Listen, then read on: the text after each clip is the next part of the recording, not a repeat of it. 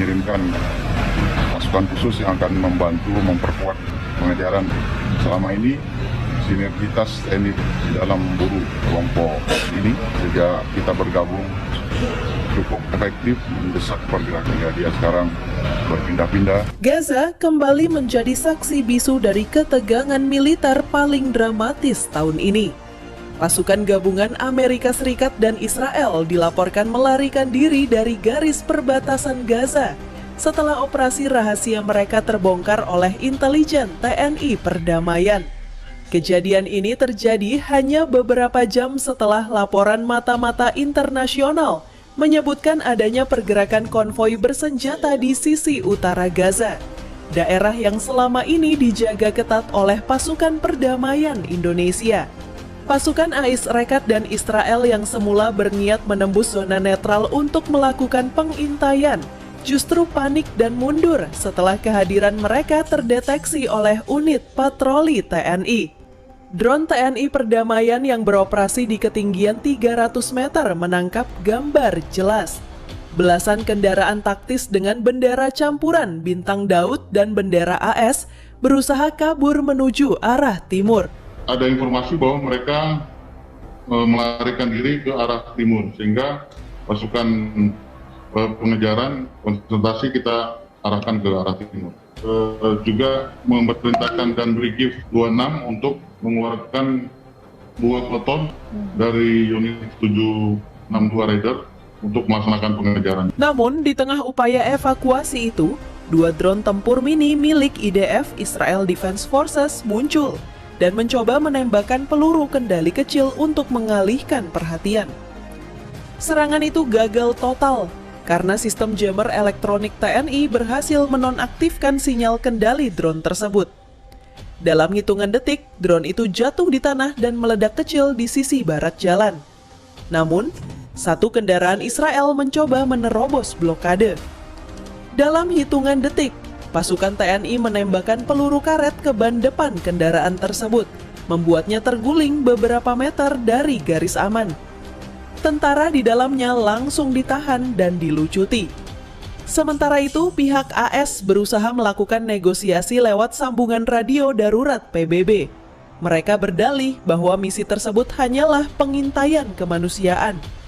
Namun TNI Perdamaian memiliki bukti rekaman udara yang menunjukkan bahwa konvoi tersebut membawa peralatan militer dan sensor taktis, bukan bantuan medis seperti yang diklaim. Slow, good, slow.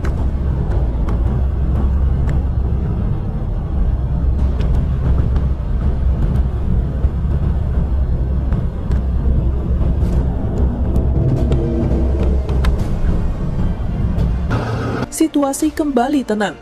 Pasukan Amerika Serikat dan Israel akhirnya mundur ke wilayah mereka dengan pengawalan ketat dari pasukan internasional.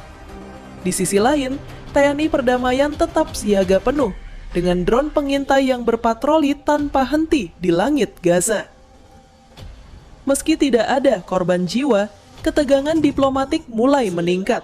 Hubungan antara komando TNI Perdamaian dan militer Israel kini berada di titik beku. Bahkan rumor di kalangan pejabat PBB menyebutkan ada negara-negara barat yang mulai khawatir dengan meningkatnya pengaruh Indonesia di misi perdamaian Timur Tengah. Namun bagi para prajurit TNI di lapangan, kejadian itu hanyalah satu babak kecil dari perjuangan panjang menjaga kehormatan bangsa. 5 menit kemudian, langit Gaza diselimuti dengungan baling-baling helikopter Bell 412 TNI AU yang meluncur dari markas udara Khan Yunis. Sementara di darat, 4 kendaraan Anoa 6x6 melaju cepat menembus jalur pasir, menyalip gelombang angin gurun yang membawa aroma asap mesiu dari benteng IDF yang tak jauh dari sana. Pasukan AS dan Israel yang menyadari keberadaan TNI mulai panik. Mereka meningkatkan kecepatan dan berusaha kabur menuju arah laut, berharap bisa menembus pos pasukan internasional yang dijaga tentara Inggris. Tapi, TNI sudah mengurung jalur itu terlebih dahulu. Di tengah kejar-kejaran, salah satu kendaraan Israel terguling setelah menabrak ranjau cahaya yang dipasang TNI beberapa bulan sebelumnya untuk menandai zona batas aman. Ledakan kecil membuat kendaraan itu terseret beberapa meter sebelum berhenti. Asap membumbung tinggi, dan dari kejauhan terdengar teriakan komando dalam bahasa Ibrani. Usai insiden itu, pasukan TNI diperintahkan meningkatkan kewaspadaan di semua sektor Gaza. Setiap konvoi asing yang melintas diperiksa ketat.